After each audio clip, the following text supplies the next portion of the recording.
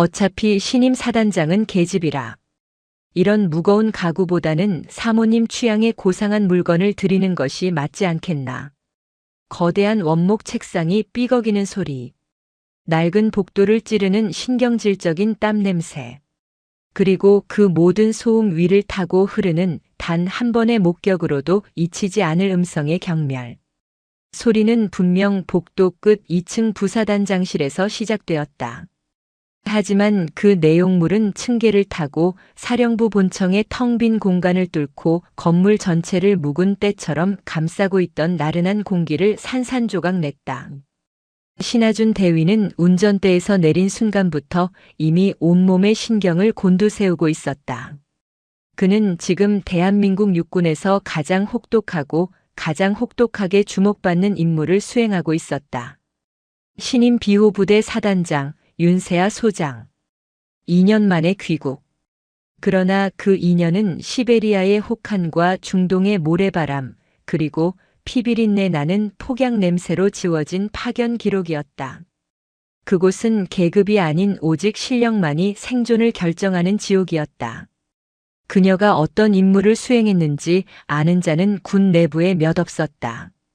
다만 그녀가 공사 출신도 아닌 학군단 출신으로 특전사의 707 특수임무단을 거쳐 대한민국 군 역사상 가장 젊고 가장 무거운 별 2개를 달고 돌아왔다는 사실만이 흉흉한 소문처럼 떠돌았다. 소문은 그녀를 강철 여군, 철의 심장을 가진 사냥개라고 불렀다. 신 대위는 그녀가 대위 시절 707에서 잠깐 모셨던 인연이 있었다. 그때의 윤 대위는 독했다. 그러나 지금 그의 시야에 들어오는 윤세아 소장은 독한 것을 넘어 아예 다른 종류의 존재가 된 것 같았다. 그의 눈에는 그녀가 걸어다니는 면도날처럼 보였다. 그녀가 탄 표식 없는 검은색 승용차가 경기도 연천의 공기를 가르며 비무장지대 지척에 둔 최전방 사령부의 위병소를 통과할 때까지의 모든 순간이 신 대위에게는 숨막히는 침묵이었다. 그리고 지금 사령부 본청 로비. 어차피 신임 사단장은 계집이라.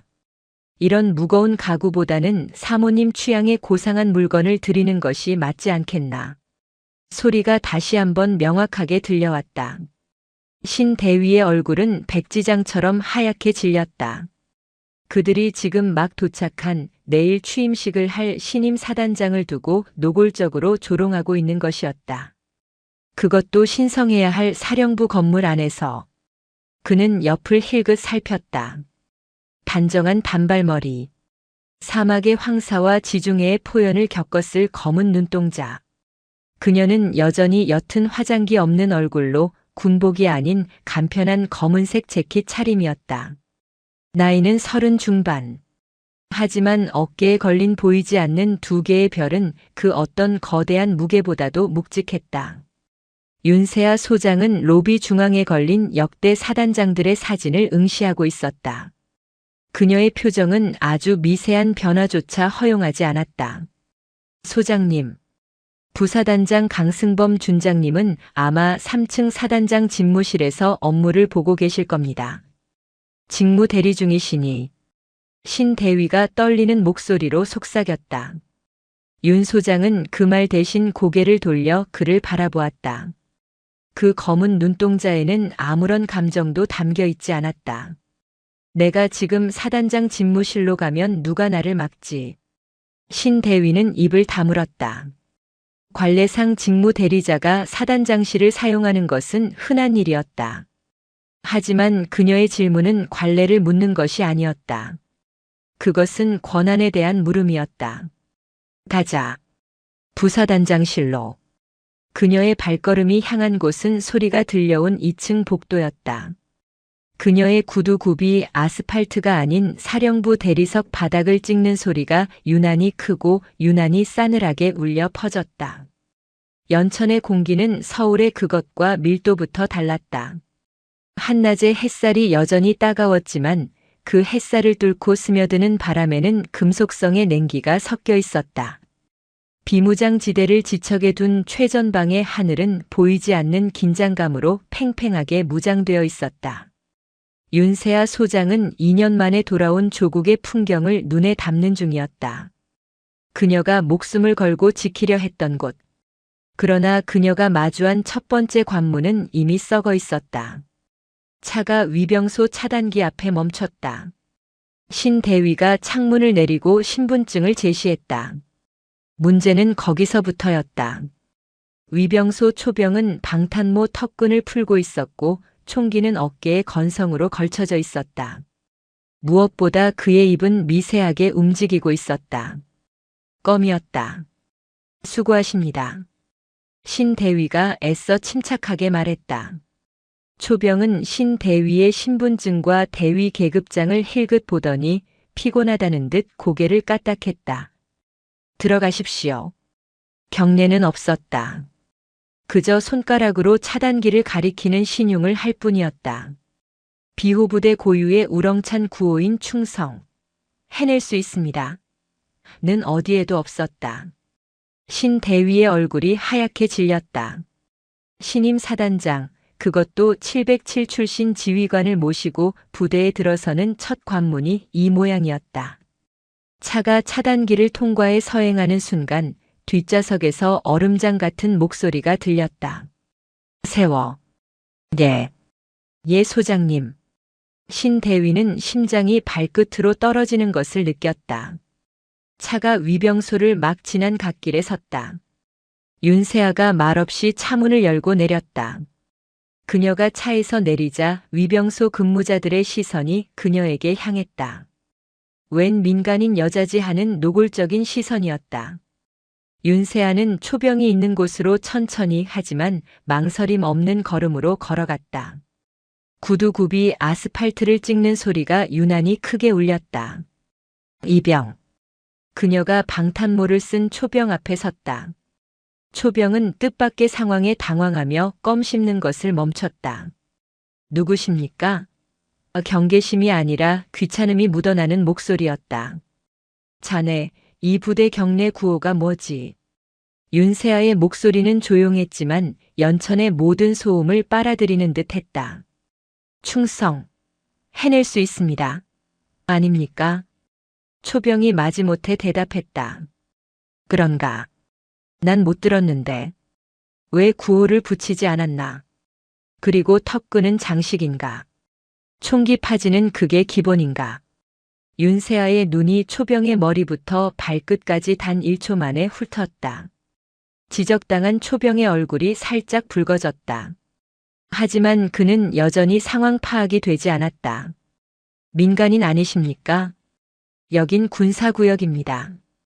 빨리. 그때 위병소에서 상황을 지켜보던 위병 사관이 헐레벌떡 뛰어나왔다. 그는 윤세아를 알아보지 못했지만 동승한 신하준 대위의 새파래진 얼굴과 윤세아에게서 뿜어져 나오는 압도적인 기세에 눌려 본능적으로 위험을 감지했다. 무슨 일이십니까? 신 대위 이분은. 윤세아는 위병 사관을 바라보았다. 자네가 여기 책임자인가? 예, 그렇습니다만. 실례지만 누구신지. 됐다. 윤세아는 더 말할 가치도 없다는 듯 고개를 돌렸다. 그녀는 초병을 다시 바라보았다. 이병. 자네 이름이 뭐지? 이병 박철민입니다. 박이병. 자네가 지금 서 있는 이곳이 어딘지 아는가? 비호부대 위병소입니다. 틀렸다. 윤세아의 목소리에 싸늘한 기운이 실렸다. 이곳은 비호부대의 얼굴이고 심장으로 들어오는 첫 번째 혈관이다. 그런데 지금 그 혈관이 내 놈의 껌 씹는 소리와 풀어진 턱끈 때문에 썩어가고 있어. 알아듣나? 박이병의 얼굴이 하얗게 질렸다. 민간인 여자에게서 나올 수 있는 말이 아니었다. 윤세아는 그를 더 이상 보지 않고 차로 돌아왔다. 그녀가 차문을 닫자 신 대위는 차마 출발하라는 말이 떨어지기 전에 가속 페달을 밟을 수 없었다. 출발해. 네. 예 소장님. 차가 부대 안쪽으로 미끄러져 들어갔다. 신 대위는 숨막히는 침묵 속에서 식은땀을 흘리며 운전했다. 신 대위. 네. 소장님. 부사단장, 지금 어디에 있지? 아, 강승범 준장님 말씀이십니까? 아마 사단장 집무실, 아니, 직무대리실에 계실 겁니다. 그래. 윤세아는 짧게 대답하고 다시 입을 닫았다. 그녀의 눈은 사령부 본청으로 향하는 길 양옆을 훑고 있었다. 무성하게 자란 잡초, 구석에 아무렇게나 쌓인 폐자재, 그리고 그늘에서 삼삼오오 모여 잡담을 나누는 병사들. 그녀의 눈이 가늘어졌다. 비호부대. 한때 최전방을 지키는 가장 날카로운 창이었던 부대. 그녀가 2년간 사선을 넘나들며 지키려 했던 조국의 심장. 그 심장이 지금 그녀의 눈앞에서 서서히 멈춰가고 있었다. 사령부 본청은 예상외로 고요했다. 신임 사단장 취임식을 하루 앞둔 분주함이라고는 찾아볼 수 없었다. 오히려 금요일 오후의 나른함, 혹은 모든 것을 포기한 듯한 정체된 공기만이 로비를 감돌았다. 윤세아는 신대위의 만류에도 불구하고 2층 부사단장실로 향하는 복도를 걸었다. 그리고 그곳에서 그들은 썩은 심장의 현장을 마주했다. 아이, 조심해. 그거 깨지면 내 월급으로도 못 갚아. 똑바로 들어, 똑바로. 웬 병사 4~5명이 끙끙대며 거대한 원목 책상 같은 것을 옮기고 있었다. 그들 옆에는 땀을 뻘뻘 흘리는 행정보급관이 소리를 지르고 있었다. 그리고 그 중심에 팔짱을 낀 채 모든 것을 지켜보는 사내가 있었다. 탁경재 대령. 강승범 준장의 오른팔이자 사단 참모장인 그는 군화에 흙먼지 하나 묻히지 않은 깨끗한 차림으로 병사들의 고된 노동을 감상하고 있었다. 참모장님, 이거 도저히 문으로 안 들어갑니다. 이놈아, 그걸 말이라고 해? 머리를 써, 머리를. 분해해서 넣든가 문짝을 떼든가 해야지. 오늘 안에 강 장군님 집무실 세팅 끝내야 한단 말 몰라. 탁경재가 신경질적으로 소리쳤다. 윤세아와 신대위가 그들 뒤에 섰다. 하지만 탁경재는 뒤를 돌아볼 생각도 하지 않았다. 아니, 요즘 애들은 빠릿빠릿한 맛이 없어. 야, 너 거기 너. 멀뚱멀뚱 서 있지 말고 이리 와서 좀 거들어. 탁경재가 손가락질을 했다. 그 손가락질의 끝은 신하준 대위의 어깨를 정확히 가리키고 있었다. 신 대위의 얼굴이 재빛이 되었다. 저 탁 대령님. 신 대위. 야, 너 오늘 복귀했나? 휴가 갔다 왔어? 근데 옆에는 숙모님이셔? 면회 오셨나? 탁경재는 윤세아의 수수한 옷차림을 힐끗 보더니 피식 웃으며 말했다. 숙모님이라는 단어에 병사들의 어깨가 들썩였다. 윤세아의 표정에는 변화가 없었다. 그녀는 그저 병사들이 옮기고 있는 거대한 책상과 복도에 줄지어 늘어선 포장도 뜯지 않은 새집기들을 바라보았다. 고급 가죽 소파, 거대한 텔레비전, 심지어 최고급 원두 커피 머신까지. 대령. 윤세아가 입을 열었다. 이 물건들 다 어디로 들어가는 거지? 탁경재는 처음 듣는 목소리에 고개를 돌렸다. 그는 윤세아를 위아래로 훑어보았다. 뭐요, 아줌마? 여긴 민간인이 함부로. 신대위. 이분 누구신데 내가 데리고 다녀. 사단장님 취임식 준비 때문에 외부 업체라도 불렀어? 신대위는 이 상황을 어떻게 수습해야 할지 몰라 입술만 달싹였다. 탁경재 대령. 윤세아가 다시 그의 이름을 불렀다. 이번에는 목소리가 조금 낮아졌다. 군수품인가? 뭐라고? 이 물건들 군 보급품이냐고 물었다.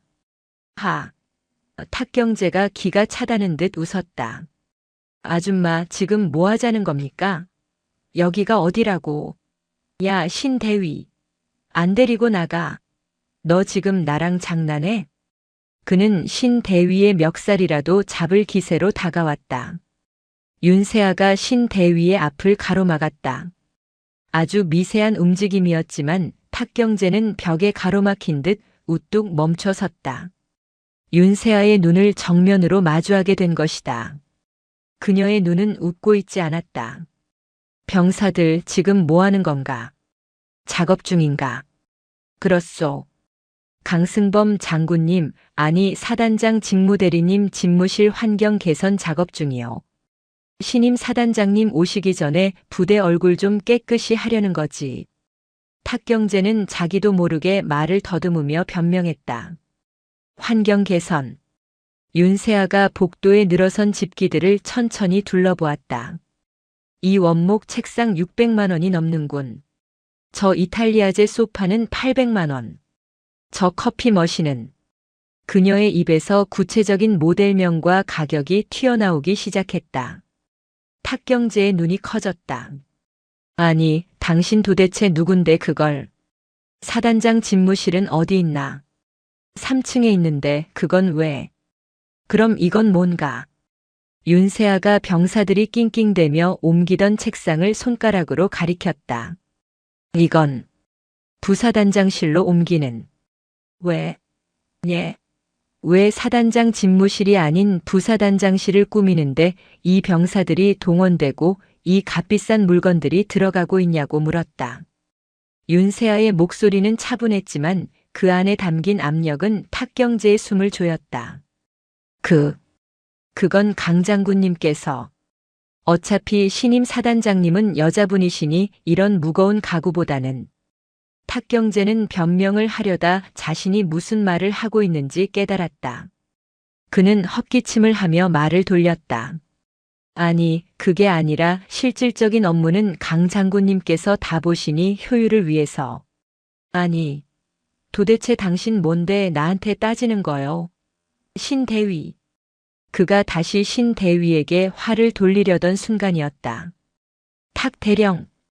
복도 저편에서 굵직한 목소리가 울려 퍼졌다. 강승범 준장이었다.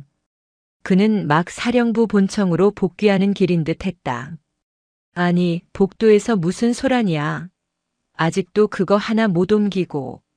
강승범은 탁경재에게 다가오다가 그 앞에 선 신대위와 낯선 여자를 발견하고 걸음을 멈췄다. 그는 신대위를 알아보았다. 신하준 대위. 자네 오늘 복귀라고 들었는데 웬일인가. 그리고 이분은. 강승범의 시선이 윤세아의 재킷과 바지를 훑었다. 군인도 국무원도 아니었다. 기껏해야 취임식 관련으로 국방부에서 나온 행정관쯤으로 생각한 듯 했다. 강승범 준장. 윤세아가 먼저 입을 열었다. 강승범은 자신의 계급을 아는 이 낯선 여자가 기분 나쁘다는 듯 미간을 찌푸렸다. 그렇소만. 실례지만 누구시죠? 탁경재가 이때다 싶어 끼어들었다. 장군님, 이 여자가 갑자기 나타나서 김대위가 데려온 것 같은데 다짜고짜 장군님 집무실 물건 가지고 걸고 넘어집니다. 강승범의 눈이 가늘어졌다. 시끄럽군. 신대위. 이분 누구시라고. 신하준 대위는 이제 죽을 때가 되었다고 생각했다. 그는 눈을 질끈 감았다가 떴다. 그리고 자신의 목숨을 건 가장 우렁찬 목소리로 외쳤다. 충성. 해낼 수 있습니다. 신대위가 완벽한 부동자세로 윤세아를 향해 거수 경례를 붙였다. 신임 사단장님께 대하여 경례. 복도의 공기가 얼어붙었다. 강승범의 턱이 빠질 듯 열렸다. 탁경재는 눈알이 튀어나올 것처럼 커졌다.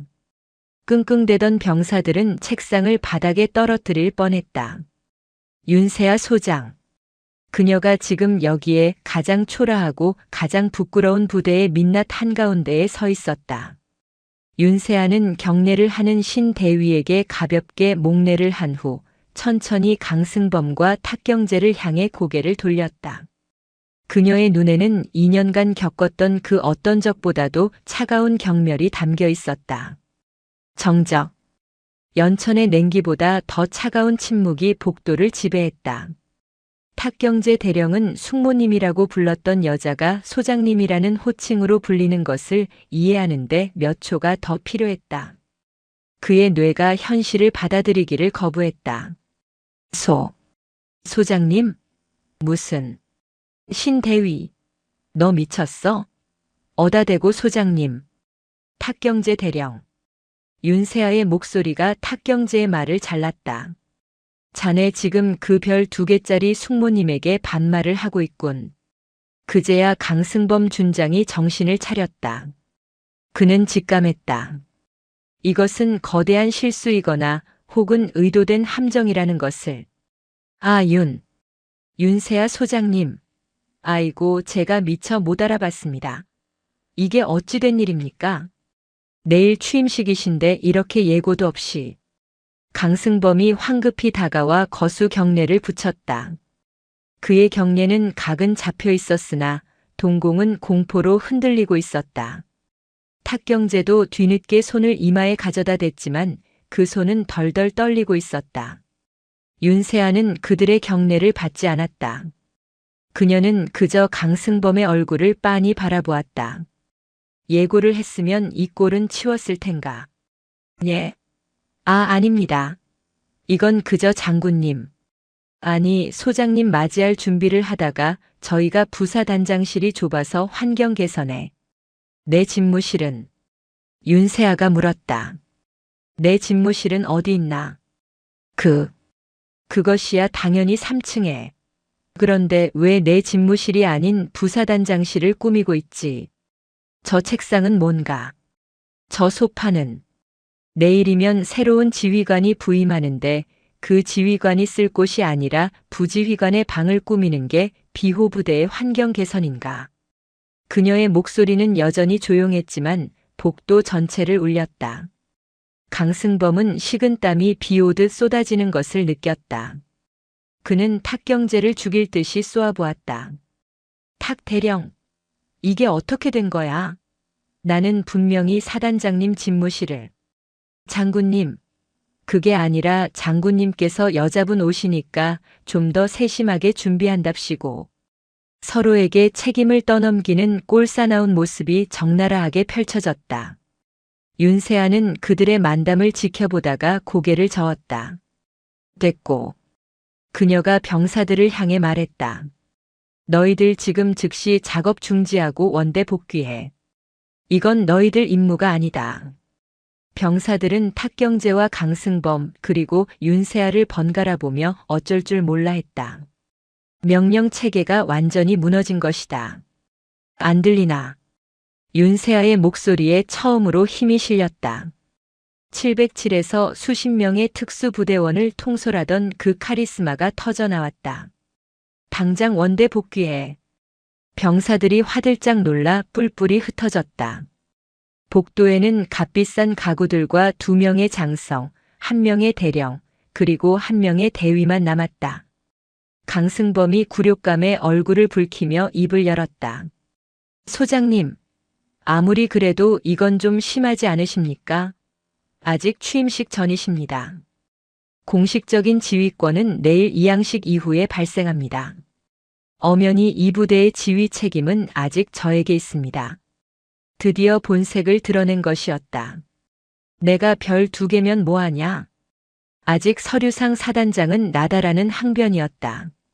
지휘권이라. 윤세아가 코웃음을 쳤다. 좋다. 그럼 아직 지휘권이 살아있는 강승범 준장에게 묻지. 그녀는 탁경제에게 한 걸음 다가갔다. 탁경제는 자기도 모르게 뒷걸음질 쳤다. 탁경제 대령. 자네 저 물건들 무슨 돈으로 샀나? 그것은 부대 운영비. 부대 운영비? 사단장 승인 없이 1천만 원이 넘는 집기를 부대 운영비로 산다고. 내가 어제까지 확인한 바로 비호부대 이번 분기 운영비는 이미 바닥이었는데.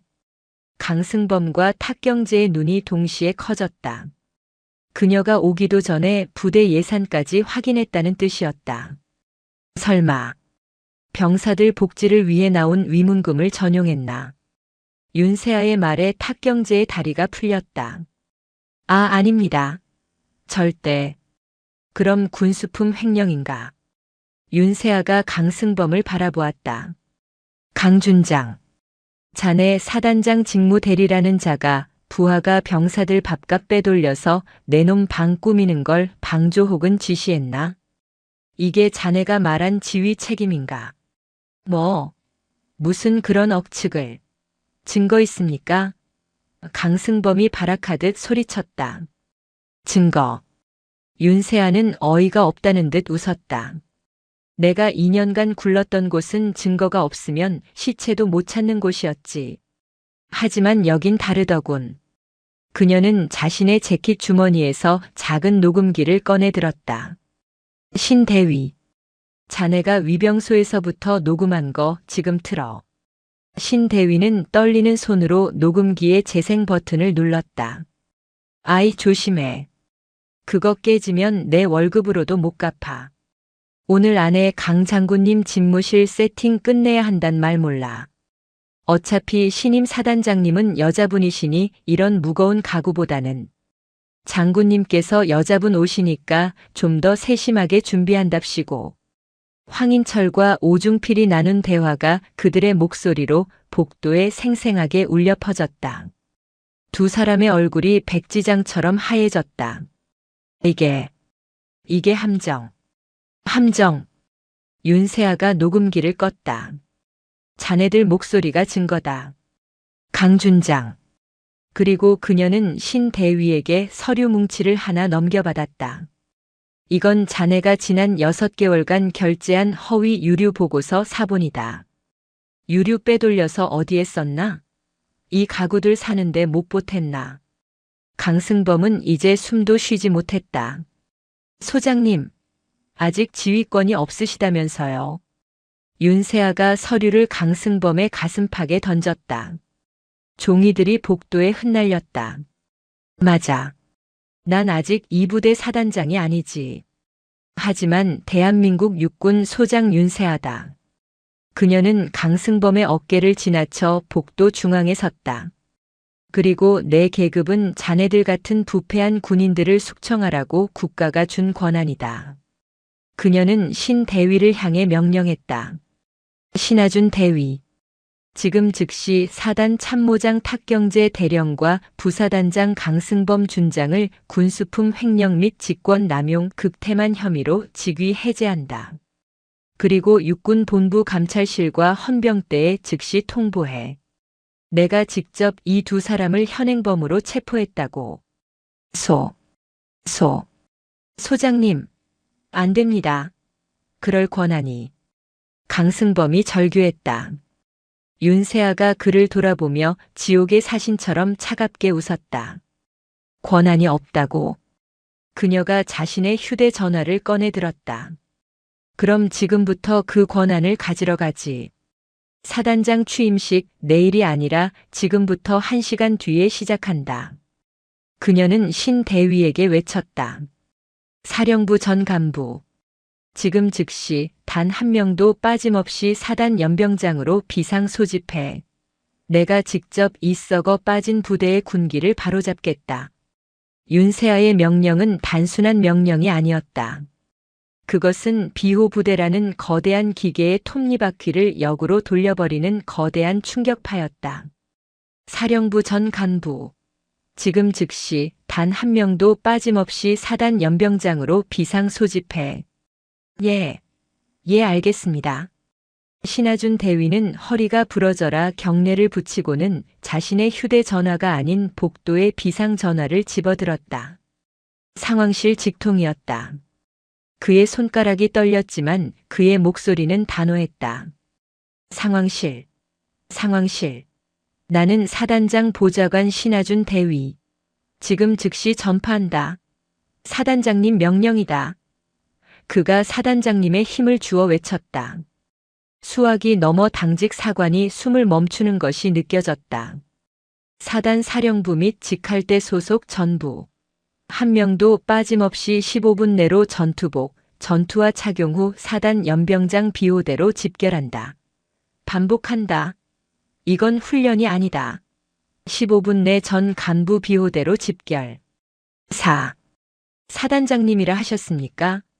강 준장님이 아니시고 새로 부임하신 윤세아 소장님이시다. 지금 내 옆에 계셔. 토달지 말고 즉시 전파해. 신대위가 전화를 끊는 소리와 동시에 비호부대 사령부 전체에 경보음처럼 사이렌이 울리기 시작했다. 평시의 업무 종료를 알리는 나른한 방송이 아니라 부대 전체를 뒤흔드는 비상 소집 방송이었다. 전 간부, 15분 내 비호대로 집결. 복도에 버려진 고가의 가구들 사이로 윤세아는 미동도 없이 서 있었다. 그녀의 시선은 창밖, 어둠이 서서히 깔리기 시작하는 연병장을 향해 있었다. 강승범과 탁경재는 그 자리에 얼어붙어 있었다. 윤 소장, 당신 지금 제정신이야. 이게 무슨 짓이야. 군대는 절차가 생명이야. 당신 지금 지휘 체계를 무너뜨리고 있어. 강승범이 마지막 남은 권이라도 쥐어짜듯 소리쳤다. 윤세아가 천천히 그를 돌아보았다. 그녀의 눈은 분노가 아닌 차가운 연민을 담고 있었다. 절차? 자네가 말하는 절차가 병사들 밥값 횡령해서 내 놈의 소파를 사는 거였나? 무슨 소리야? 증거도 없이. 증거는 감찰실에서 찾을 거고 나는 현장을 덮쳤을 뿐이다. 그리고 강준장. 그녀가 강승범의 턱 밑까지 다가갔다. 키는 강승범보다 작았지만 그에게서 뿜어져 나오는 기운은 거대한 산처럼 그를 짓눌렀다. 지금 이 순간부터 자네는 비호부대 부사단장이 아니다. 그저 군수품 절도 혐의자일 뿐이야. 강승범은 주먹을 부들부들 떨었지만 감히 그녀를 밀치거나 대항하지 못했다. 그녀의 눈빛 때문이었다. 그것은 단순한 장군의 눈빛이 아니었다. 생과 사의 경계를 수없이 넘나든 진짜 군인의 눈빛이었다. 그녀의 호흡은 조금도 흐트러지지 않았다. 만약 그가 손을 댔다면 그의 팔목이 부러지는데 1초도 걸리지 않았을 것이다. 탁경재는 이미 다리가 풀려 복도 벽에 기대어 주저앉기 직전이었다. 그 사이 사령부 전체가 벌집 쑤신 듯 요란해졌다. 아니, 이게 무슨 일이야? 비상소집이라니. 누가? 강 장군님이 아니래. 새로 온다는 그 여자 소장이래. 뭐? 취임식 내일 아니었어. 말도 안 돼. 각 사무실에서, 당직실에서, 심지어 관사에서 쉬고 있던 간부들까지 허둥지둥 뛰쳐나왔다. 어떤 이는 전투화 끈을 매면서 뛰었고 어떤 이는 전투모를 거꾸로 쓴 채 복도를 질주했다. 평화에 찌들어 있던 비호부대 사령부는 그야말로 아비규환이었다. 윤세아는 그 모든 혼란을 뒤로하고 천천히 계단을 내려가기 시작했다. 신대위가 그 뒤를 따랐다. 강준장과 탁 대령은 어떻든 그 자리에 꼼짝 말고 대기하라고 해. 헌병대가 오기 전까지는. 네, 알겠습니다. 윤세아가 사령부 본청 1층 로비에 섰을 때 이미 수십 명의 간부들이 연병장으로 뛰어가고 있었다. 그들은 로비에 선 윤세아를 미처 알아보지 못했다. 그저 길을 막고 선 낯선 여자를 귀찮다는 듯 밀치고 지나가려는 이도 있었다. 아, 비켜요. 지금 비상. 한소령이 윤세아의 어깨를 치려던 순간 그녀의 옆에 선 신대위가 불호령을 내렸다. 멈춰. 경례도 안 하나. 사단장님이시다. 그제야 간부들이 우뚝 멈춰섰다. 로비의 모든 소음이 사라졌다. 그들은 눈앞에 이 젊은 여자를 그리고 그녀의 어깨에 달린 것이 아닌 그녀 자체가 내뿜는 압도적인 계급을 보았다. 윤세아는 그들을 응시했다.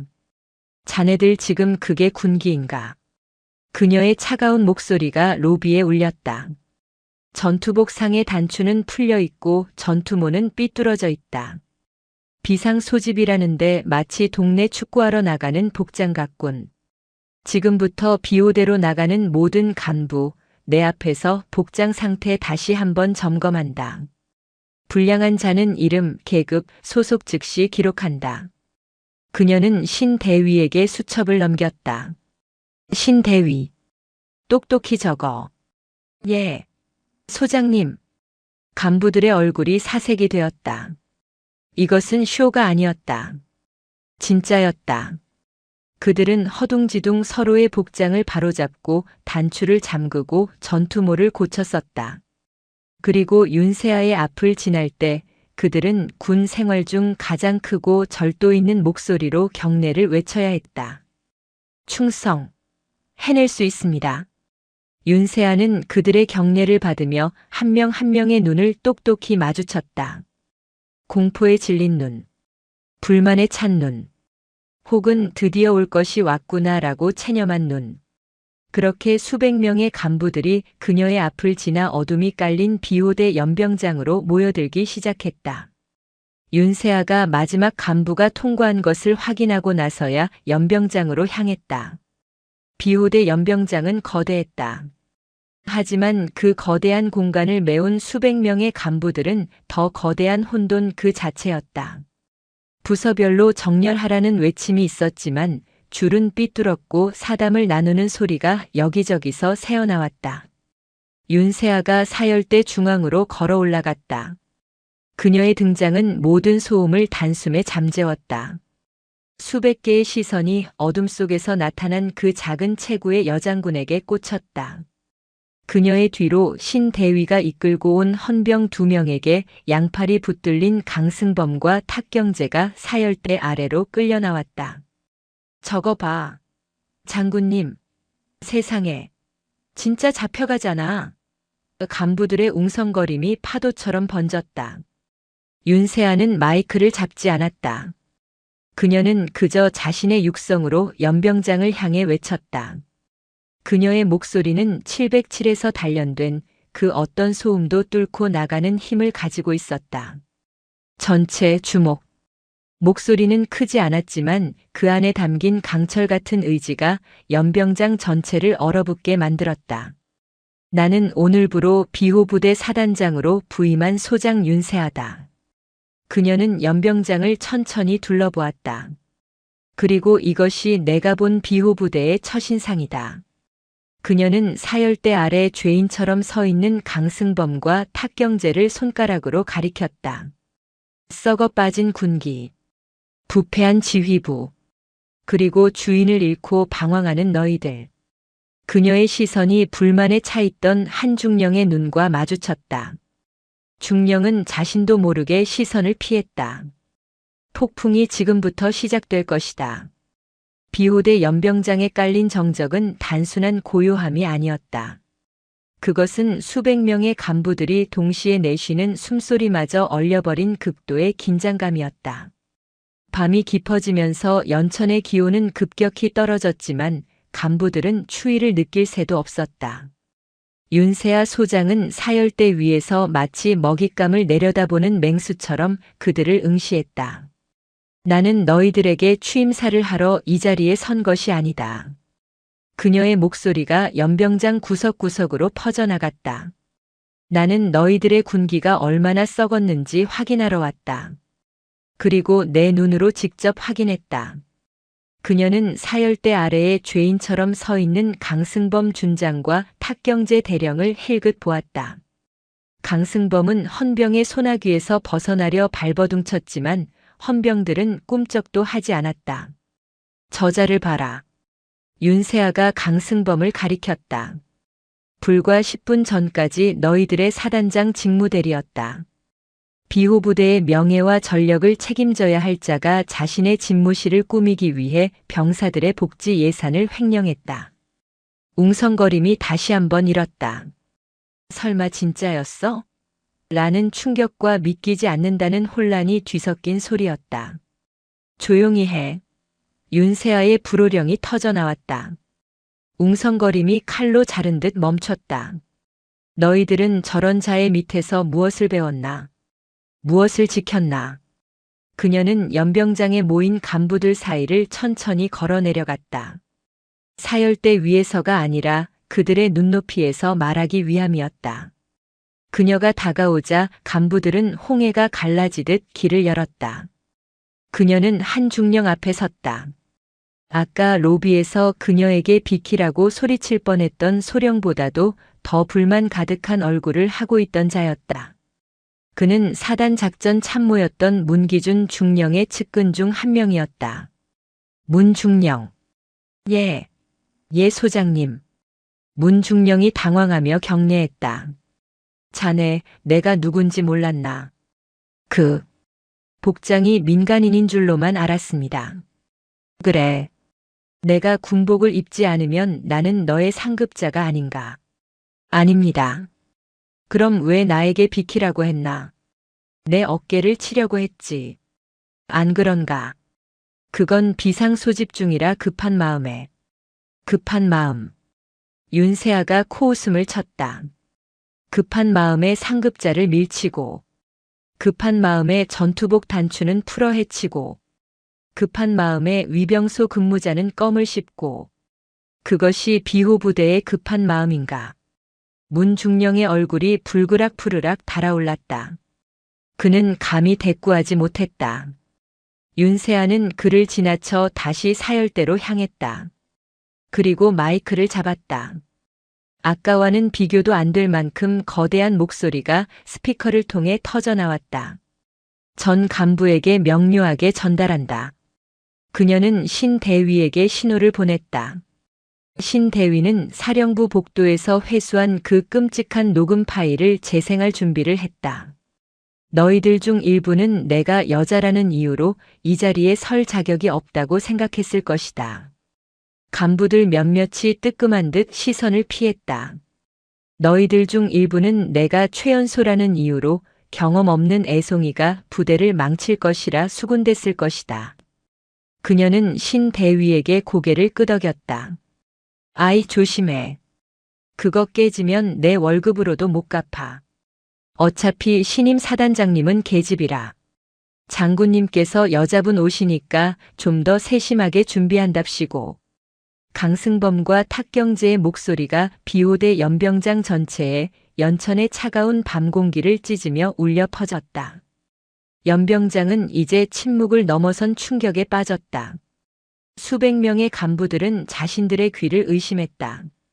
이것은 단순한 비리가 아니었다. 신임 사단장에 대한 노골적인 모욕이자 군 전체의 명예를 실추시키는 망동이었다. 탁경재는 그 자리에 주저앉아 얼굴을 감쌌다. 강승범은 입을 뻐끔거렸지만 아무 소리도 나오지 않았다. 녹음이 꺼졌다. 윤세아가 다시 마이크를 잡았다. 이것이 너희들이 모셨던 지휘관의 실체다. 그녀는 사열대 아래에 흩어진 서류 뭉치, 강승범에게 던졌던 그 허위 유류 보고서를 집어들었다. 이것은 너희들이 서명한 허위 보고서다. 그녀는 서류를 높이 들어 보였다. 이 보고서에 따르면 비호부대는 당장 내일이라도 전면전을 치를 수 있는 완벽한 태세를 갖추고 있다. 유류는 100%, 탄약은 100%, 장비 가동률은 100%. 그녀는 잠시 말을 멈췄다. 하지만 내가 어제 국방부에서 확인한 실태는 다르다. 그녀의 목소리가 얼음처럼 차가워졌다. 실제 유류 비축량은 70%. 실제 가동 가능한 전차는 60%. 나머지 30%의 유류는 어디로 갔나? 그 40%의 전차는 왜 서 있나? 그녀는 서류를 바닥에 내동댕이 쳤다. 저 소파와 텔레비전이, 저 원목 책상이 너희들을 지켜주나? 적의 포탄을 막아주나? 그녀의 사자 후에 연병장이 울렸다. 문기준 중령. 자네가 작전 참모로서 이 허위 보고를 총괄했지. 안 그런가? 그것은 강 장군님의 지시가. 지시. 윤세아가 분노했다. 그녀가 처음으로 감정을 터뜨렸다. 그럼 강승범이 강물에 뛰어들려고 하면 부대원 전원을 이끌고 뛰어들 텐가? 자네의 양심, 자네의 명예, 자네의 군인 정신은 어디에 팔아먹었나? 소 소장님, 강승범 준장, 탁경재 대령, 그리고 작전 참모 문기준 중령. 그녀는 세 사람을 차례로 지목했다. 지금 이 시간부로 세 사람을 직위 해제한다. 사단 지휘부의 핵심 세 축이 단 1시간 만에 무너져 내렸다. 또한 이 시간부로 비호 부대 전부대의 최고 수준의 경계 태세를 발령한다. 이유는 적의 위협 때문이 아니다. 윤세아가 수백 명의 간부들을 하나하나 꿰뚫어 볼 듯이 노려보았다. 적은 바로 너희들 내부에 있기 때문이다. 이 선언은 연병장에 모인 모든 간부들의 심장에 얼음 송곳처럼 박혔다. 이것은 단순한 군기 잡기가 아니었다. 부패한 지휘부의 목을 쳐내는 것을 넘어 부대 전체의 존재 이유를 묻는 근본적인 수술의 시작이었다. 연병장에 설치된 거대한 투광 조명이 밤을 대낮처럼 밝혔다. 그 빛 아래 3명의 고위 장교가 헌병들에게 둘러싸여서 있는 모습은 그 자체로 비호 부대의 치부였다. 강승범은 이제 모든 것을 포기한 듯 고개를 숙이고 있었고 탁경재는 넋이 나간 사람처럼 중얼거리고 있었다. 문기준 중령은 자신이 왜 저들과 함께 묶여야 하는지 모르겠다는 듯 억울한 표정이었다. 윤세아는 그들을 돌아보지 않았다. 그녀는 연병장에 모인 나머지 간부들을 향했다. 이제야 조금 조용해졌군. 윤세아가 마이크를 잡았다. 다시 한번 말한다. 나는 너희들에게 잘 보이러 온 것이 아니다. 나는 이 썩어 빠진 비호 부대를 다시 싸울 수 있는 부대로 만들기 위해 왔다. 그녀는 천천히 연병장을 걸었다. 너희들 중 저 3사람에게 부역하며 자신의 배를 채운 자가 분명히 있을 것이다. 그들에게 고한다. 내일 아침 해가 뜰 때까지 스스로 자수해라. 내 손으로 색출하기 시작하면 군복 벗는 것으로 끝나지 않을 것이다. 간부들 몇몇의 어깨가 움찔했다. 또한 너희들 중 저들의 부조리를 알면서도 묵인하고 방관한 자들이 있을 것이다. 그들에게도 고한다. 너희들은 비겁자다. 하지만 기회는 주겠다. 오늘 밤 자신의 자리로 돌아가 너희가 그동안 저지른 묵인을 반성하고 무엇을 바로잡아야 할지 스스로 보고서를 작성해라. 내일 아침 내가 직접 읽어볼 것이다. 연병장 전체가 술렁였다. 이것은 전례 없는 일이었다. 윤세아는 걸음을 멈췄다. 그녀는 수백 명의 간부들 중에서 한 사람을 찾고 있었다. 그녀는 이미 이 부대의 모든 간부들의 인사 기록을 머릿속에 넣고 왔다. 서진욱 중령. 그녀가 이름을 불렀다. 간부들 무리의 가장자리. 가장 낡은 전투복을 입고 있던 한 중령이 화들짝 놀라며 뛰쳐나왔다. 충성. 해낼 수 있습니다. 중령 서진욱. 서진욱 중령. 그는 육군사관학교 출신의 엘리트였지만 강승범의 비리를 상급부대에 보고하려다 실패하고 한직인 군수 참모 창고 관리역으로 좌천되어 있던 인물이었다. 모두가 그를 끝난 군인이라고 불렀다. 윤세아가 그에게 다가갔다. 서중령. 자네 3개월 전 강승범 준장의 유류 횡령건을 상급부대에 투서했었지. 서진욱 중령의 눈이 커졌다. 그것은 그가 묻어버리려 했던 실패한 정이었다. 연병장의 모든 시선이 그에게 향했다. 네, 그렇습니다.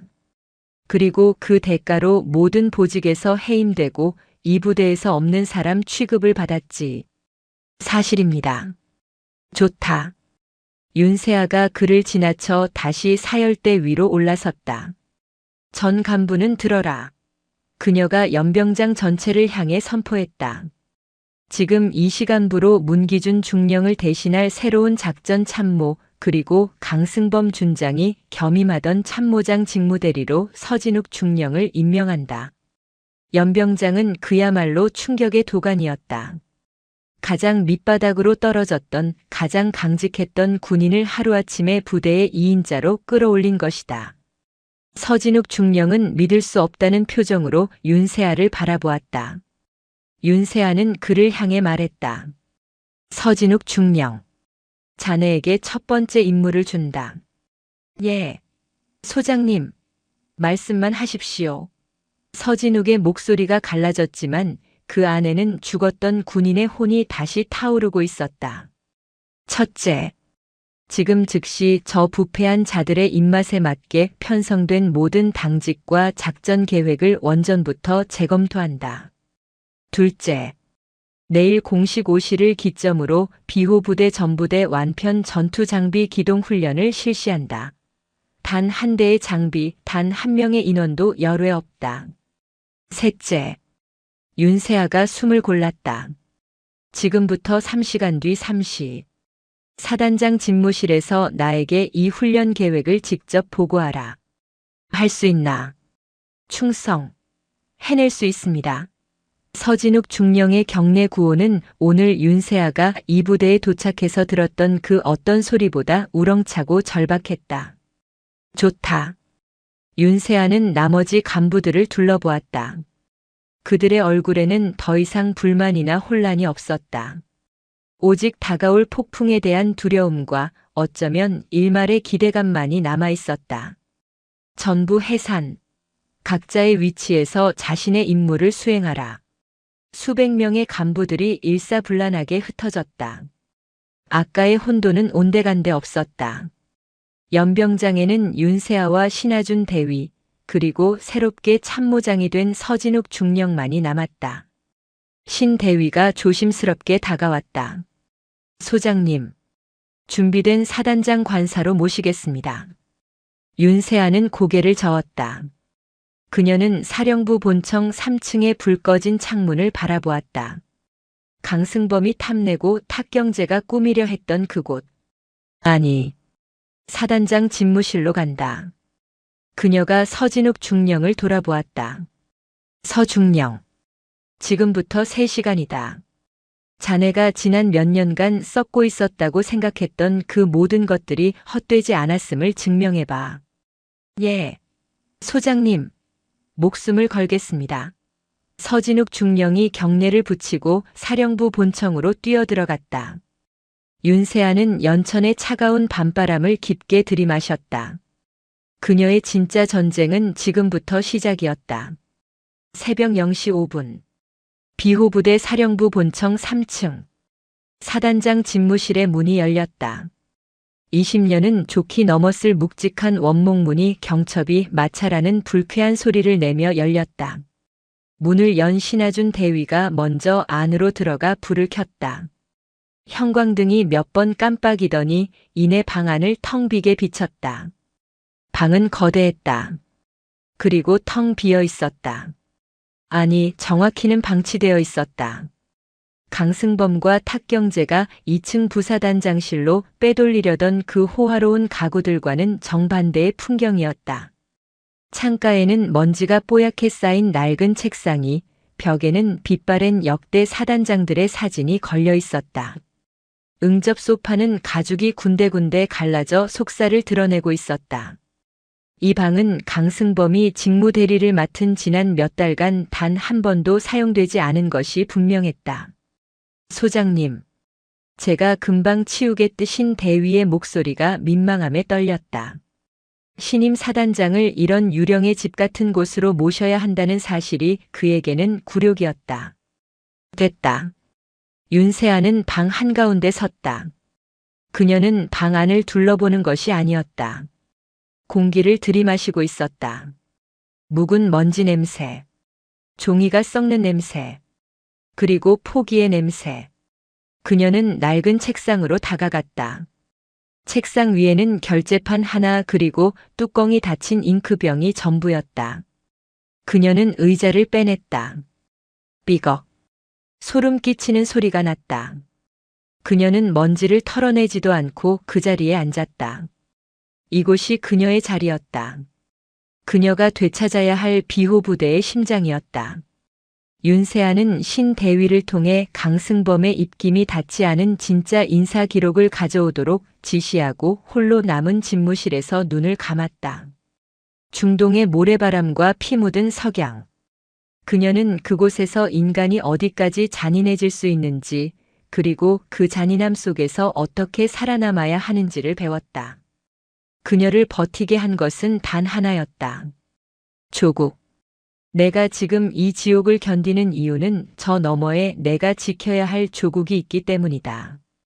그런데 그녀가 목숨을 걸고 돌아온 조국의 심장부가 지금 이렇게 썩어 문드러지고 있었다. 강승범, 탁경재. 그들은 적이 아니었다. 그들은 암세포였다. 윤세아는 눈을 떴다. 그녀의 눈에 더 이상 피로는 없었다. 오직 냉철함만이 남았다. 암세포는 도려내야 한다. 그것이 아무리 아프고 피가 쏟아지는 수술이라 할지라도 단순한 횡령이 아닐 것이다. 강승범 정도의 인물이 고작 가구 몇 개와 유류 조금을 빼돌리는데 만족했을 리가 없었다. 이것은 빙산의 일각. 수면 아래에는 훨씬 더 거대하고 추악한 몸통이 도사리고 있을 터였다. 그때 집무실 문이 세차게 두드려졌다. 소장님, 중령 서진욱입니다. 새벽 2시 50분. 약속보다 10분 일렀다. 들어와. 문이 열리고 서진욱 중령이 들어왔다. 그는 2시간 전에 그 끝난 군인이 아니었다. 그의 눈은 충혈되어 있었지만 이글거리는 불꽃이 타오르고 있었다. 그는 거대한 작전 지도와 수십 장의 보고서를 양손에 들고 있었다. 충성. 해낼 수 있습니다. 그의 경례는 먼지 쌓인 이 집무실의 공기를 단숨에 찢어겼다. 윤세아는 책상 앞 보조 의자를 가리켰다. 서진욱은 보고서를 책상 위에 펼쳐놓았다. 보고드립니다. 현재 시간부로 비호 부대 전부대 기동 훈련 계획, 비호 북진 작전 계획 보고드립니다. 서진욱의 목소리는 우렁차고 떨림이 없었다. 소장님께서 명하신 대로 전부대 완편 기동 훈련을 계획했습니다. 공식 5시를 기점으로 사단 사령부 및 직할대, 그리고 예하 연대의 모든 기동 장비는 됐다. 윤세아가 그의 말을 잘랐다. 그건 자네가 만든 종이 위의 계획이겠지. 내가 듣고 싶은 건 그게 아니야. 서중령. 내가 듣고 싶은 건 진짜다. 윤세아가 자리에서 일어나 서진욱이 펼쳐놓은 거대한 작전지도 앞으로 다가갔다. 이 계획대로라면 우리 비호 부대는 3시간 안에 연천을 벗어나 저 북쪽의 가상 목표 지점을 완벽하게 타격하게 되어 있지. 안 그런가? 네. 그렇습니다. 이론적으로는 그렇습니다. 이론. 윤세아가 그 단어를 비웃었다. 서중령. 자네가 지난 몇 년간 창고에서 먼지를 세며 본 것이 무엇인가? 그 이론과 현실의 차이가 아니었나? 서진욱은 입술을 깨물었다. 그는 윤세아의 눈을 정면으로 바라보았다. 말씀드릴 기회를 주셔서 감사합니다. 그는 보고서 중 가장 두꺼운 것을 집어들었다. 소장님, 이것이 강승범 준장이 결재한 지난 분기 사단 장비 현황 보고서입니다. 그는 첫 장을 넘겼다. 보시는 바와 같이 전차장갑 차자주포 모든 기동 장비의 가동률이 90% 이상입니다. 완벽합니다. 그는 그 보고서를 바닥에 던져버렸다. 그리고 자신의 전투복 주머니에서 꼬깃꼬깃한 수첩을 꺼냈다. 이것이 제가 지난 6개월간 창고에서 직접 확인한 진짜 현황입니다. 그가 수첩을 펼쳤다. 제1전차대. 보고서상 전차 35대 가동률 100%. 실상 엔진 오일 교환 주기를 반년이나 넘겼고 핵심 부품인 조준경 예비 부품은 재고가 0입니다. 0이라고? 네. 그렇습니다. 더 정확히는 재고가 사라졌습니다. 장부상으로는 지난달에 모두 신품으로 교체되었다고 되어 있으나 제가 확인한 바로는 그 신품 조준경은 부대에 들어온 적도 없습니다. 탁경재 대령이 중간에서 빼돌려 불법으로 매각한 정황이 포착되었습니다. 윤세아의 눈이 가늘어졌다. 단순한 횡령이 아니라 군 장비 밀매. 이것은 이적 행위였다. 계속해. 제5 포병여단. 보고서상 자주포 가동률 95%. 실상 절반 이상의 자주포가 포신 수명 연한을 넘겼으나 예산 부족을 핑계로 교체가 미뤄졌습니다. 강승범 준장이 그 교체 예산을 아까 보셨던 그 원목 책상과 가죽 소파를 사는데 전용했습니다. 제일 심각한 것은 보병 연대입니다. 통신장비. 소장님, 저희는 지금 전쟁이 나면 연대 간 통신도 제대로 할 수 없는 실정입니다. 강승범과 탁경제가 최신 통신 장비 도입 예산을 통째로 다른 곳으로 돌렸습니다. 어디로? 윤세아가 낮게 물었다. 승마클럽입니다. 뭐라고? 강승범 준장이 사단장 진급 로비를 위해 상급 부대 장성들을 접대할 사적인 승마클럽 회원권을 구입하는 데 사용했습니다. 윤세아는 말을 잃었다.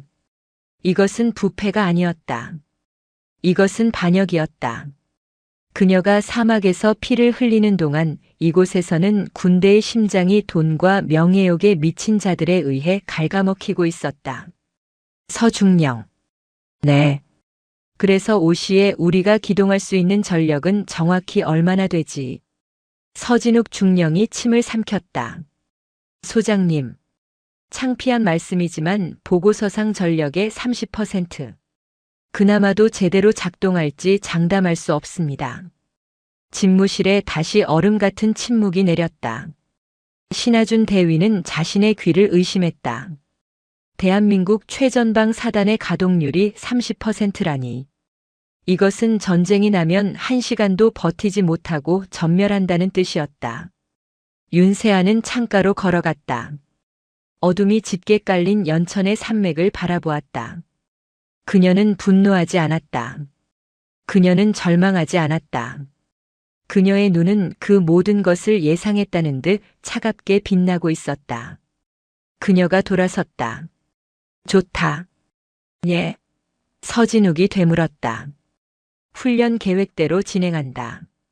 소장님, 무리입니다. 지금 이 상태로 기동을 강행하면 장비는 장비대로 망가지고 병사들만 다칩니다. 이것은 쇼입니다. 맞아. 윤세아가 그의 눈을 똑똑히 바라보았다. 쇼다. 하지만 내가 하려는 쇼가 아니지. 그녀는 낡은 책상에 앉아 결제판을 집어들었다. 이것은 강승범과 탁경제, 그리고 문기준이 지난 몇 년간 공들여 만든 우리는 이만큼 썩었습니다라고 광고하는 그들의 위대한 쇼다. 그녀는 서진욱이 내민 그 완벽한 기동 훈련 계획서에 서명했다. 서중령. 자네는 이 계획서대로 오시의 훈련을 개시하라. 단 조건이 있다. 말씀하십시오. 첫째.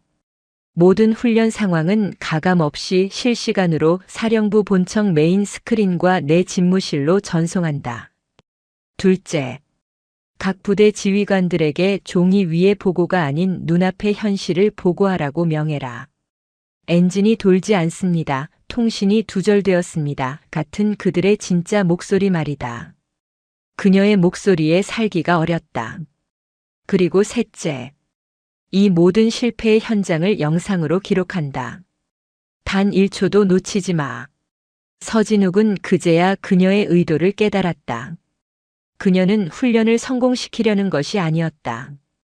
그녀는 이 썩어 빠진 부대의 민낯을 그들 스스로 보게 하려는 것이었다. 소장님, 그 기록은 어디에 쓰실 겁니까?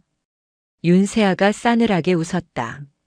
내일 아침 전 부대원이 모인 자리에서, 그리고 육군 본부 감찰실에서 아주 유용하게 쓰이겠지.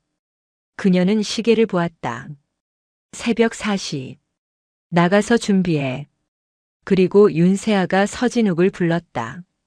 자네가 오늘 밤 나에게 올린 이 진짜 보고서. 고맙다. 자네 같은 군인이 있어서 비호 부대는 아직 희망이 있다. 서진욱 중령은 군 생활 20년 만에 처음으로 자신의 심장이 다시 뛰는 것을 느꼈다. 충성. 해낼 수 있습니다.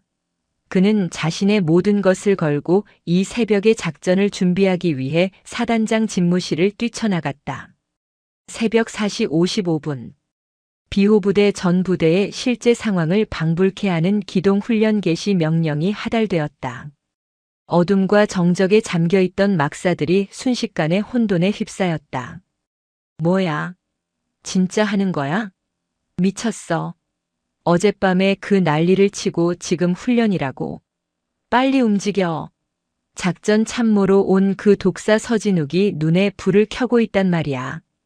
간부들의 고함 소리와 병사들의 욕설, 그리고 군화 소리가 막사를 뒤흔들었다.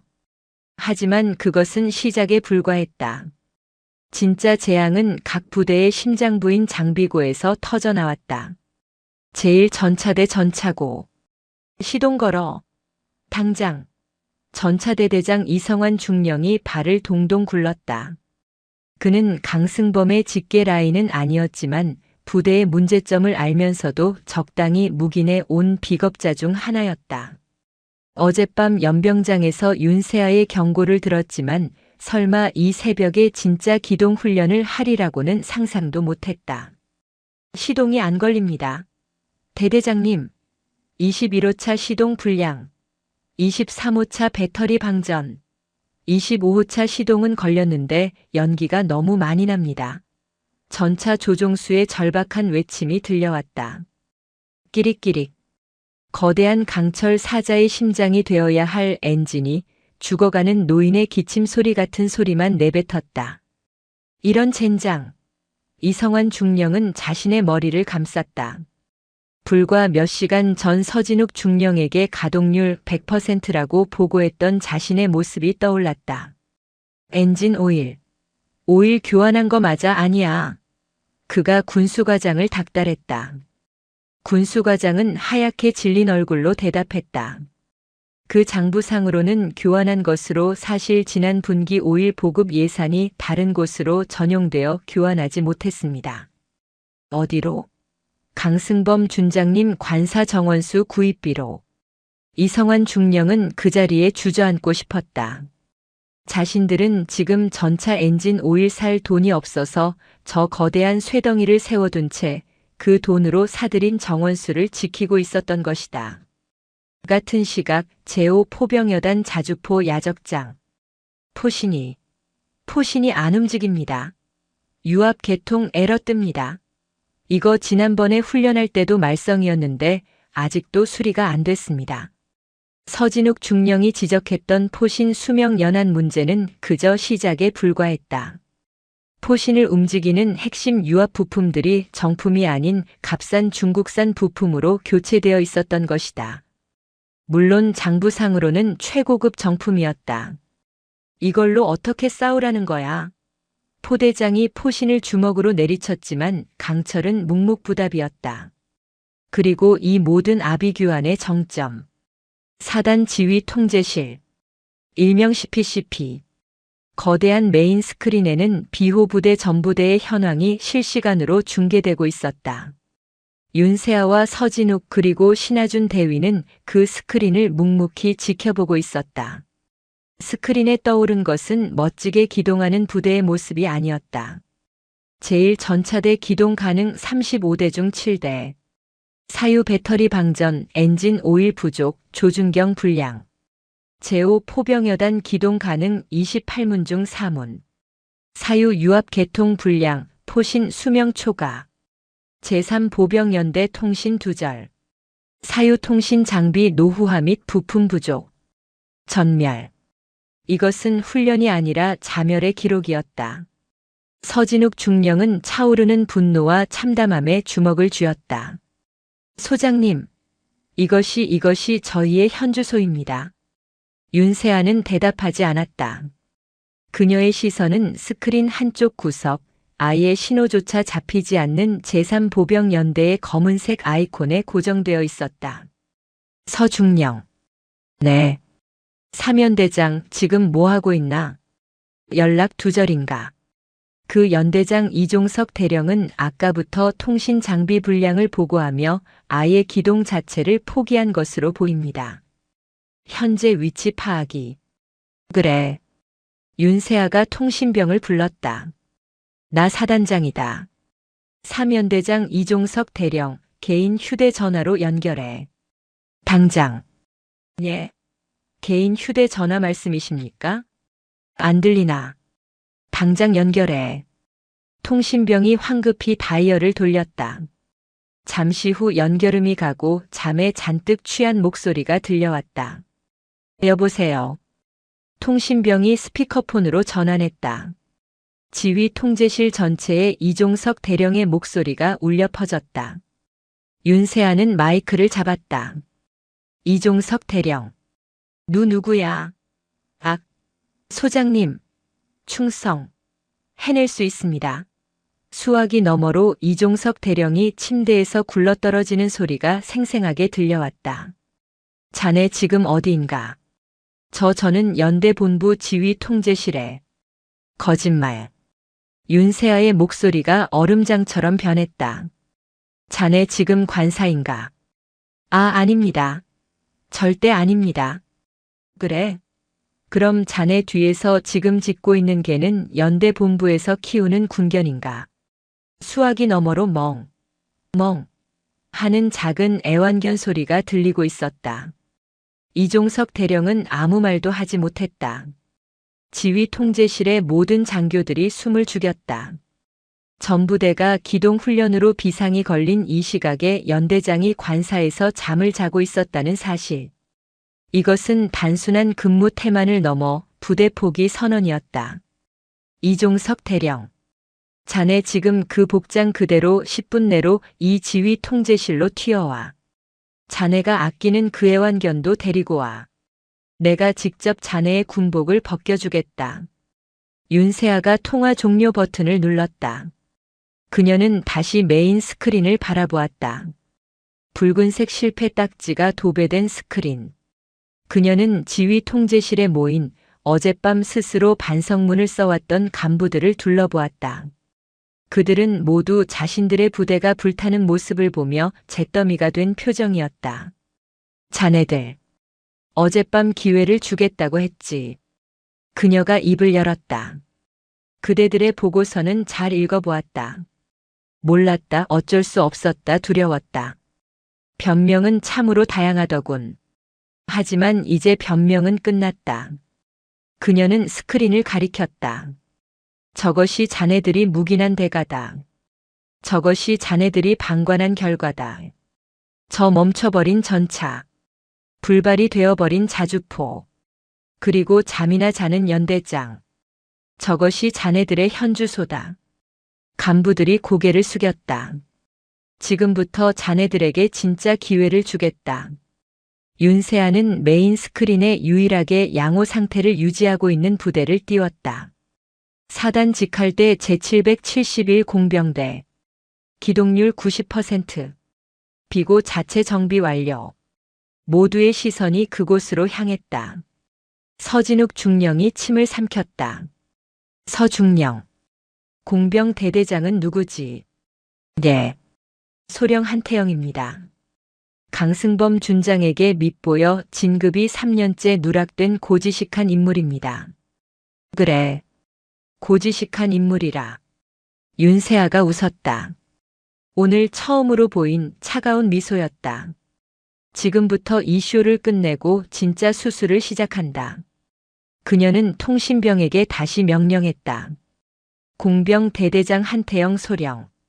지금 즉시 연결해. 새벽 6시 30분. 동쪽 하늘이 희미하게 밝아오기 시작했지만 비호부대 지휘 통제실 내부는 그 어느 때보다 어둡고 무거웠다. 메인 스크린에 떠오른 처참한 훈련 결과는 그 자리에 있는 모든 간부들의 군경력에 새겨진 굵은 글씨와도 같았다. 소 소장님, 제가 죽을 죄를. 그때 지휘 통제실 문이 거칠게 열리고 잠옷 바람에 슬리퍼를 신은 이종석 대령이 굴러들어왔다. 그의 품에는 그가 미처 내려놓지 못한 작은 애완견이 안겨 있었다. 간부들의 경멸 어린 시선이 그에게 꽂혔다. 멍. 애완견이 낯선 환경에 놀라 지저댔다. 그 소리는 비호부대의 무너진 군기를 조롱하는 듯 했다. 윤세아는 그 꼴 사나운 모습을 가만히 지켜보았다. 이종석 대령. 예. 소장님. 자네, 저 스크린이 보이나? 예. 보입니다. 자네의 연대는 지금 이 시간에도 나와 통신이 두절되어 있다. 적이 쳐들어와도 자네는 저개를 안고 관사에서 잠을 자고 있겠지. 아닙니다. 소장님, 억울합니다. 통신 장비가 낡았다고. 그래, 낡았지. 하지만 자네가 그 장비 교체 예산을 내 놈의 관사 인테리어 비용으로 돌려 쓴 것은 어떻게 설명할 건가? 이종석 대령의 눈이 방금 관사에서 뛰쳐나온 그의 모습만큼이나 커졌다. 윤세아는 신하준 대위가 밤새 정리한 진짜 인사 기록과 예산 전용 내역서를 집어들었다. 관사에 2천만 원짜리 홈시어터를 설치하고 부대 운영비로 최고급 와인을 사들였더군. 그 돈이면 자네 연대통신망 절반은 고칠 수 있었다. 그것은 강 준장님께서 손님 접대용으로. 닥쳐라. 윤세아의 목소리에 지휘 통제실의 온도가 몇 도는 더 내려갔다. 자네에게는 더 이상 묻지 않겠다. 신대위. 예. 소장님. 저자 지금 당장 헌병대에 인계해. 혐의는 근무지 이탈, 직무유기, 그리고 군수품 횡령이다. 걔는 동물보호소에 연락하고. 예, 알겠습니다. 헌병들이 이종석 대령을 끌고 나갔다. 그는 아무런 저항도 하지 못했다. 자신의 모든 것이 끝났음을 직감했다. 지휘 통제실에는 다시 숨막히는 침묵과 함께 유일하게 양호 상태를 유지하고 있는 공병대대의 녹색 아이콘만이 빛나고 있었다. 다시 본론으로 돌아가지. 윤세아가 어젯밤에 비겁자들, 즉 반성문을 제출했던 간부들을 향해 섰다. 자네들이 쓴 반성문 잘 읽었다. 모두가 두려웠다고 했지. 강승범이 두려웠고 탁경재가 두려웠고 자신의 진급이 누락될까봐 두려웠다고. 그녀는 그들의 보고서 뭉치를 집어들었다. 제1전차대대장 이성환 중령. 자네는 상관의 명령이라 어쩔 수 없었다고 썼더군. 상관의 명령이면 부하들을 깡통 전차에 태우고 사지로 몰아넣어도 되나. 제5 포병여단 포대장들. 자네들은 예산이 없어서 어쩔 수 없었다고 했지. 그런데 그 예산이 어디로 갔는지 정말 몰랐나. 알면서도 그저 내 놈들의 안위만을 위해 입을 닫았지. 안 그런가? 아무도 대답하지 못했다. 그것이 침묵의 대가였다. 그들의 침묵이 비호부대를 이 지경으로 만들었다. 윤세아는 그들을 경멸하듯 바라보았다. 나는 너희들 같은 비겁자들과 함께할 생각이 없다. 간부들의 얼굴이 잿빛으로 변했다. 모두가 보직 해임 혹은 그 이상의 중징계를 각오했다. 하지만 윤세아가 말을 이었다. 이 부대를 이대로 둘 생각은 더더욱 없다. 그녀는 통신병에게 연결을 요청했던 공병 대대장 한태영 소령을 바라보았다.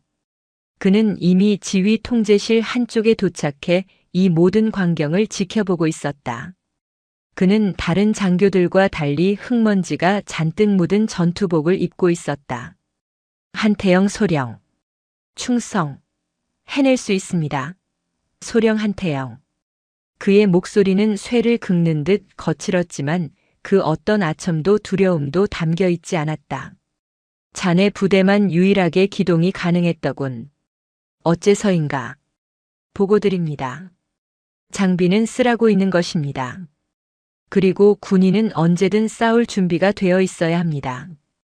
저는 제 부하들의 목숨을 고장난 장비에 맡길 생각이 없었습니다. 강승범의 압력은 없었나? 있었습니다. 공병 장비 예산을 전용하라는 지시가 수차례 내려왔습니다. 어떻게 했나? 저는 군인입니다. 장군님의 부하이기 이전에 국가의 군인입니다. 저는 그 지시를 거부했습니다. 지휘 통제실의 탄성이 터져 나왔다. 강승범의 명령을 그것도 일개 소령이 거부했다는 사실. 그 대가로 3년간 진급이 누락되었지. 영광입니다. 한태영이 망설임 없이 대답했다. 저의 진급보다 제 부하들의 생명이 더 중요합니다. 윤세아는 그제야 이 지옥 같은 부대에서 한 줄기 빛을 보았다. 그녀는 한태영 소령에게 다가갔다. 그리고 그의 어깨에 묻은 흙먼지를 손으로 털어주었다. 한소령. 자네가 이 썩어 빠진 비호 부대의 진짜 군인이었군. 그녀는 다시 비겁자들을 향해 돌아섰다. 너희들에게 마지막 기회를 주겠다. 그녀는 메인 스크린을 가리켰다. 지금 이 시간부로 제1전차대 제5포병여단 그리고 모든 직할대의 지휘권을 한태영 소령에게 일시적으로 위임한다. 이성환 중령을 비롯한 모든 지휘관들의 얼굴이 경악으로 물들었다. 소령에게 중령과 대령들을 지휘하라는 군의 생명인 지휘 체계를 완전히 뒤엎는 명령이었다. 소 소장님, 그것은 말도 안 된다고. 그래, 말도 안 되지. 깡통 전차로 전쟁을 하겠다는 너희들의 보고서만큼이나. 윤세아는 한태영에게 물었다. 한소령, 저 멈춰버린 장비들 다시 살릴 수 있나? 한태영은 스크린을 훑어보았다. 시간이 필요합니다. 하지만 불가능하지 않습니다. 저희 공병대대가 지난 몇 년간 저들의 수리 거부 장비들을 뜯어보며 자체적으로 부품을 호환하고 수리하는 기술을 익혔습니다. 강승범 준장이 버린 장비들이 저희에게는 교보제였습니다. 좋다. 윤세아가 비겁자들을 향해 선포했다. 지금부터 너희들은 너희들이 그토록 무시했던 한태영 소령의 지휘를 받는다. 너희들의 그 번지르한 계급장 다 떼어버려. 지금부터 너희들은 한소령의 수리를 돕는 견습생이다. 그녀는 이성환 중령을 지목했다. 이 중령. 자네는 오늘부터 한소령을 따라다니며 엔진 오일 교환하는 법부터 다시 배워라. 소장님, 이해 있나? 그럼 지금 당장 이종석 대령과 함께 헌병대 차를 타라. 이성환 중령은 입술을 깨물며 고개를 숙였다. 명 받들겠습니다. 자네들 모두 마찬가지다. 너희들이 싼 똥, 너희들 손으로 직접 치워. 한태영 소령의 지휘하에 비호 부대의 모든 장비 가동률을 24시간 내로 80%까지 끌어올린다. 윤세아는 서진욱 중령을 돌아보았다. 서중령. 자네는 감찰팀을 이끌고 내가 말했던 또 다른 부역자들을 색출한다. 특히 군수품 밀매 라인. 탁경제 혼자 한 짓이 아닐 것이다. 그 뒤에 숨은 몸통을 찾아내. 예, 알겠습니다. 신대위. 자네는 저 반성문을 쓴 간부들을 전부 한태영 소령에게 인계해. 그리고 오늘 밤까지 저 멈춰버린 장비들을 수리하는 그들의 모습을 하나도 빠짐없이 영상으로 기록해. 어제 찍은 실패의 기록과 함께 아주 좋은 비교 자료가 될 것이다. 새로운 질서가 순식간에 재편되었다. 오물이 치워진 자리에 진짜 군인이 지휘봉을 잡았다. 그리고 비겁자들은 그들의 죄를 씻기 위한 강제 노동에 투입되었다. 새벽 0시 5분. 비호부대 정비고는 꺼지지 않는 강철의 심장이 되었다. 지난밤의 아비규환은 사라지고 사투의 열기로 가득 찬 묵직한 정적이 흘렀다. 제1전차대 정비고. 기름 냄새와 땀 냄새가 뒤섞인 공간에서 이성환 중령은 기름때가 온 얼굴을 뒤덮은 채 렌치를 돌리고 있었다. 그의 목은 완전히 쉬어 쇠소리가 났다. 그의 군복은 더 이상 중령의 위엄을 상징하는 것이 아니라 가장 치열한 현장에서 구른 정비병의 작업복과 같았다. 중령님, 20호차 배터리 전압 확인해. 규정 미달이면 당장 교체해. 한태영 소령이 냉철한 눈으로 계측기를 확인하고 있었다. 한 소령은 단 한 번도 화를 내지 않았다. 그저 논리대로 기술대로 원칙대로 움직일 뿐이었다. 한 소령님, 20호차 조준경 아직 0점 안 맞습니다. 이성환 중령이 대답했다. 그는 이제 한 소령이라는 호칭을 굴욕으로 받아들이지 않았다. 그는 지난 12시간 동안 이 소령이 자신이 지난 몇 년간 잃어버렸던 모든 것, 즉 진짜 군인의 기술과 집념을 가지고 있음을 뼈저리게 목격했다. 내가 직접 들어가겠다. 렌치 가져와. 이성환 중령이 직접 전차 포탑 안으로 기어들어갔다. 기름때에 절어 굳어버린 손으로 그는 자신의 깡통 전차를 살리기 위해 사투를 벌였다. 그것은 공포 때문이 아니었다. 윤세아라는 무서운 사단장 때문만도 아니었다. 그것은 어젯밤 지휘 통제실 스크린에서 본 자신들의 처참한 실패의 기록 때문이었다. 그 부끄러움, 그 참담함이 비겁자로 낙인 찍혔던 이들의 잠자던 양심을 깨운 것이다.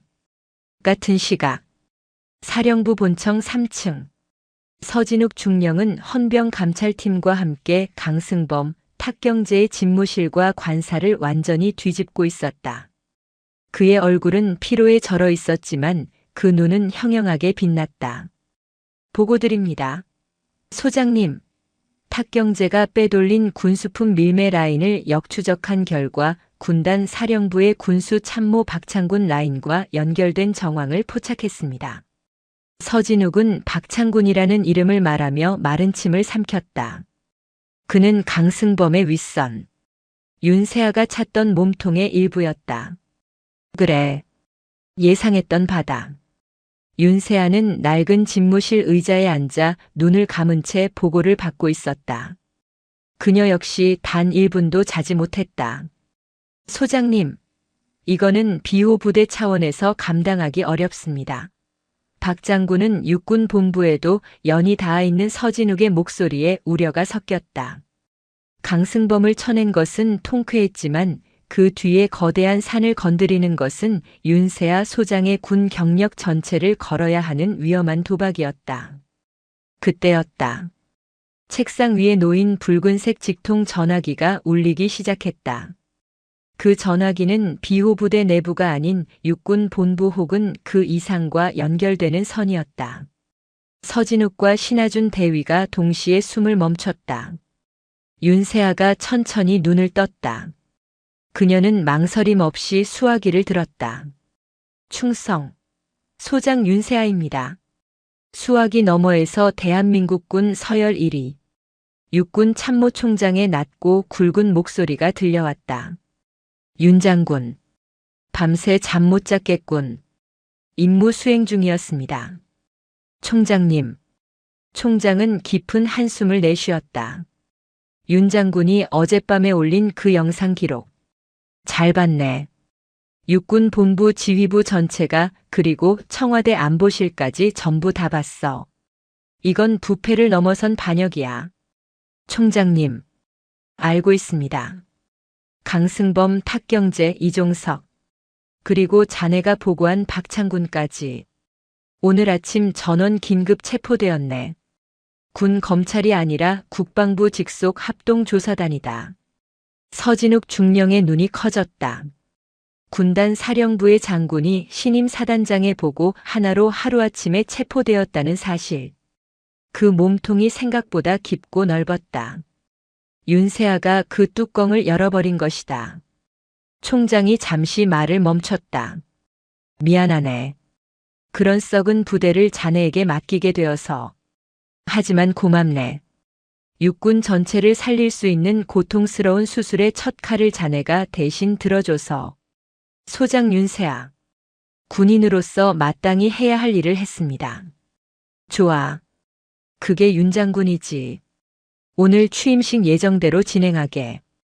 그리고 자네가 원하는 대로 비호 부대를, 아니 대한민국 육군을 다시 강철로 만들어주게. 전폭적으로 지원하겠네. 명 받들겠습니다. 충성. 윤세아가 수화기를 내려놓았다. 모든 것이 끝났다. 아니, 모든 것이 이제야 진짜로 시작되었다. 서진욱 중령이 벅차오르는 감정을 누르며 물었다. 소장님, 그럼 취임식은 예정대로 10시 비호대로. 윤세아가 자리에서 일어났다. 그녀는 먼지 쌓인 전투복을 벗고 집무실 한쪽에 걸어두었던 단 하나의 별이 아닌 찬란하게 빛나는 2개의 별이 달린 정복으로 갈아입기 시작했다. 오전 10시. 비호대 연병장. 그 거대한 연병장에는 비호부대 전 병력과 간부들이 단 한 명의 열외도 없이 도열해 있었다. 맨 앞줄에는 지난밤 기름때와 사투를 벌였던 이성환 중령과 포대장들이 흙먼지가 묻은 전투복 차림 그대로 서 있었다. 그들의 모습은 초라했지만 그들의 눈빛은 어제와 달랐다. 그리고 연병장 한쪽에는 밤새 수리된 전차와 자주포들이 비록 완벽하지는 않아도 그 심장을 다시 뛰게 만들 준비를 마친 채 위용을 드러내고 있었다. 사열대 단상 위로 완벽한 정복을 입은 윤세아 소장이 걸어 올라왔다. 그녀의 등장을 알리는 군악대의 우렁찬 팡파르가 울려 퍼졌다. 그녀가 단상 중앙에 서자 취임식 진행을 맡은 참모장 직무대리 서진욱 중령이 단호한 목소리로 외쳤다. 신임 사단장님께 대하여 경례. 연병장에 모인 수천 명의 장병들이 마치 한 사람이 움직이듯 일사불란하게 경례를 붙였다. 충성. 해낼 수 있습니다. 그 목소리는 그녀가 위병소에서 들었던 그 건성적인 구호가 아니었다. 비호부대 전체가 연천의 산맥이 울릴 정도로 거대한 함성을 토해냈다. 그녀는 천천히 그들의 경례를 받았다. 그녀의 시선은 연병장 입구 위병소 근무자들에게 향했다. 그곳에는 그녀에게 껌을 씹으며 모욕을 안겼던 이병 박철민이 지금은 그 누구보다 각 잡힌 자세로 부동 자세를 취하고 있었다. 윤세아가 마이크 앞에 섰다. 나는 어제 이 부대에 도착했다. 그녀의 첫마디에 연병장이 숨을 죽였다. 나는 어제 이 부대의 죽음을 보았다. 썩어버린 지휘부와 녹슬어버린 장비, 그리고 영혼을 잃어버린 군인들을 보았다. 이성환 중령을 비롯한 비겁자들이 고개를 숙였다. 그들은 국가가 준 명예로운 군복을 입고 국가의 녹을 먹으며 국가를 배신했다. 그들은 더 이상 비호부대의 일원이 아니다. 그들은 지금 이 시간 그들의 죄에 합당한 대가를 치르고 있다. 장병들의 눈이 커졌다. 강승범과 그 수하들이 정말로 끝났음을 실감했다. 그리고 나는 어젯밤 이 부대의 희망을 보았다. 윤세아가 한태영 소령을 바라보았다. 모두의 핍박 속에서도 군인의 명예를 지키며 묵묵히 자신의 임무를 수행한 한태영 소령 같은 진짜 군인을 보았다. 그녀가 다시 기름때 범벅이 된 이성환 중령과 간부들을 바라보았다. 또한 나는 오늘 새벽 자신들의 과오를 인정하고 밤새 기름때와 씨름하며 이 멈춰버린 심장을 다시 뛰게 한 너희들의 땀을 보았다. 이성환 중령이 고개를 들었다. 그의 눈에는 부끄러움과 함께 뜨거운 무언가가 차오르고 있었다. 나 소장 윤세아는. 그녀가 자신의 가슴을 쳤다. 오늘 이 비호부대의 사단장으로 취임하며 너희들에게 약속한다. 첫째, 나는 너희들을 종이 위의 숫자로 판단하지 않겠다. 너희들의 땀과 너희들의 실력 그리고 너희들의 명예로만 판단하겠다. 한태영 소령은 그 공로를 인정받아 오늘부로 중령 진급과 함께 비호부대 참모장으로 임명한다. 와. 연병장에서 특히 공병대대와 비겁자들 사이에서 엄청난 환호가 터져나왔다. 서진욱 중령은 한태영의 어깨를 치며 진심으로 축하했다. 둘째, 나는 너희들을 사지로 내몰지 않겠다. 너희들이 싸워야 할 때 너희들의 등 뒤가 아닌 너희들의 맨 앞에서 싸울 것이다. 내가 2년간 707 특수임무단에서 배운 모든 것을 너희들에게 가르쳐 너희들을 대한민국 최강의 전사로 만들 것이다. 707. 그 이름만으로도 장병들의 가슴이 뛰었다. 마지막으로 셋째. 윤세아는 연병장에 모인 수천의 눈을 한 명 한 명 마주쳤다. 이 비호부대에 더 이상의 부패와 더 이상의 묵인, 더 이상의 비겁함은 존재하지 않을 것이다. 나를 속이려거든 차라리 적의 총탄을 막아라. 나에게 아부하려거든 차라리 훈련장에서 피땀을 흘려라. 그녀가 두 주먹을 불끈 쥐었다. 나의 지휘봉은 가죽 소파를 사는데 쓰이지 않을 것이다. 나의 지휘봉은 오직 적의 심장을 꿰뚫고 너희들의 명예를 지키는 데에만 쓸 것이다. 그녀는 숨을 깊게 들이마셨다. 비호 부대원들, 나와 함께 이 강철 부대의 영광을 되찾을 준비가 되었는가. 그녀의 사자 후에 연병장이 떠나갈 듯한 함성이 화답했다. 충성. 해낼 수 있습니다. 충성. 해낼 수 있습니다. 충성. 해낼 수 있습니다. 그 함성은 단순한 구호가 아니었다. 그것은 죽음의 문턱에서 돌아온 부대가 새로운 지휘관을 만나 강철로 다시 태어남을 선포하는 장엄한 부활의 외침이었다. 윤세아는 그제야 자신의 부대를 향해 가장 강하고 가장 자랑스러운 미소를 지어 보였다. 강철의 지휘봉이 드디어 제 주인을 만났다.